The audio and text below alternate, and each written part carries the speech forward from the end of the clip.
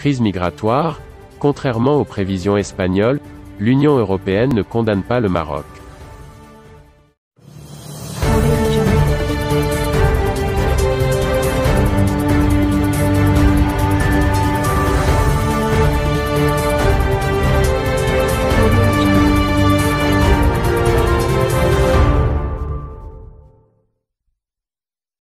Après l'échec de la réunion Baden-Sanchez, le gouvernement espagnol n'a pas réussi à engager l'Union européenne dans une condamnation de l'exode de milliers de Marocains vers Ceuta.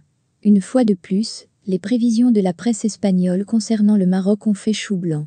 Cette semaine, les médias ibériques ont annoncé à l'unisson une sérieuse mise en garde des Européens au Royaume pour avoir politisé la carte de l'immigration dans sa crise avec l'Espagne. Finalement, le sommet de l'Union européenne, tenu les 24 et 25 juin à Bruxelles, s'est conclu sans une condamnation directe de Rabat. Une petite victoire pour le Royaume même, si le Conseil européen condamne et rejette toute tentative de pays tiers d'instrumentaliser les migrants à des fins politiques, lit-on dans les conclusions de la réunion. Le Maroc peut s'estimer satisfait de la teneur de cette résolution, et pour cause, elle ne le vit pas directement. La Biélorussie est aussi accusée d'instrumentaliser l'immigration en laissant passer des migrants vers la Lituanie et la Pologne. Son président Alexander Loukachenko a ainsi riposté aux sanctions prises à l'encontre de son régime par les Européens. La Turquie d'Erdogan joue, avec aisance et succès, la même carte migratoire dans ses relations avec l'Union européenne. Pour l'heure, les 27 ont décidé d'accorder à Ankara une aide de 3 milliards d'euros pour continuer à jouer le rôle de gendarme et freiner l'assaut des réfugiés syriens aux frontières orientales de l'Union européenne. Un échec de la campagne du gouvernement Sanchez ? Le Royaume est également concerné par cette générosité des Européens.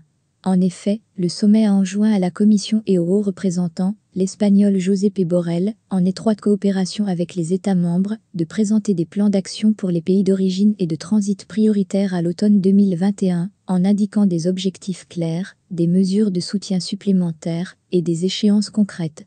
L'absence de condamnation directe du Maroc sonne comme un échec de la campagne menée par l'exécutif espagnol depuis plusieurs semaines. Pour rappel, Pedro Sánchez avait fait pression, dès le sommet extraordinaire de l'Union européenne du 24 mai à Bruxelles, pour arracher une dénonciation du Royaume par les 27. Sa tentative s'est avérée vaine, les chefs d'État avaient alors décidé de repousser l'examen de l'exode de milliers de Marocains à Ceuta à la réunion des 24 et 25 juin. Hier soir, comme pour mieux préparer l'opinion publique aux conclusions de ce vendredi, des sources gouvernementales espagnoles ont confié à EFE que le débat sur la migration n'a pas été introduit à la demande de Pedro Sánchez, mais plutôt à l'initiative du président lituanien, Gitanas Nausėda. Celui-ci a sollicité une aide de Frontex en vue d'améliorer le contrôle des frontières entre son pays et la Biélorussie. Cette absence de condamnation des chefs d'État de l'Union européenne du Maroc est du pain béni pour l'opposition espagnole. Mercredi 23 juin à la Chambre des représentants, les députés du Parti populaire, PP, et de Vox ont tiré à boulet à rouge sur la politique étrangère du gouvernement de coalition de gauche.